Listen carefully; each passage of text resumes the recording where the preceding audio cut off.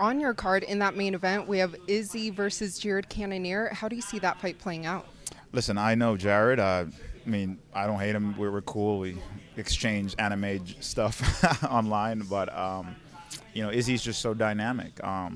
Jared is just, for someone to come down from heavyweight to middleweight, man, he's gonna have raw power, and I think it's just clipping Izzy. The thing that a lot of fighters don't realize with Izzy, his dynamicness will lure you in, and then it becomes a chasing match. And again, he's phenomenal. He's great. I just want to go up against one of the best because I fought that style so many times. And I'm not here to disrespect him and tell him he sucks. He's a champion.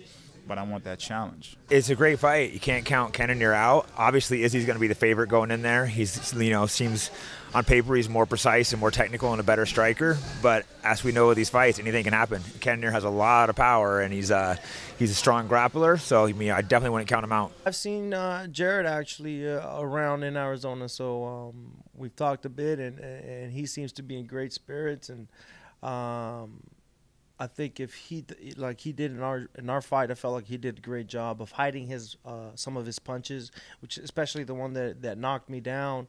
You know, he kept throwing that jab, the jab until finally it wasn't a jab, it was that hook which knocked me down. So if he does a good job hiding his punches, hiding his offenses like that, I think he's gonna do a good job of hopefully coming out with that belt. So do you think that he beats Izzy? You know what, at the same time, he's got to deal with a very, very smart fighter, a very intelligent fighter. I think Israel has gotten even better in his last few fights, so it's going to be hard to say, to be honest. You know, you don't want to put anything past Jared Cannonier. Guys came all the way from heavyweight down to middleweight. I don't like that he did get dropped against Brunson. You know, maybe he was off balance. Who knows? But you know, it's like that right there that kind of stays in my head. So it's like, you know, Izzy can be doing a lot of different things there. It's a different fight, but, you know, 70-30. Right now I'm leaning more towards Izzy. You know what I mean? He's kind of hard to beat at middleweight. But the simple fact that Cannonier does come from heavyweight, he might pack a little extra strength. And does he choose to grapple that fight? Maybe he might be a little stronger than what Whitaker was in his fight. And maybe he might have a little bit more explosion. So, yeah, I might change it to 60-40. And we're still a little favored to Izzy. But I think with the right camp and the right game plan, Jared might possess the tools to do it. And he has the power, you know. And Izzy has been knocked out with a left hook before, you know. So, yeah, Jared could possibly get the fucking job done. That'd be crazy, right? I don't know.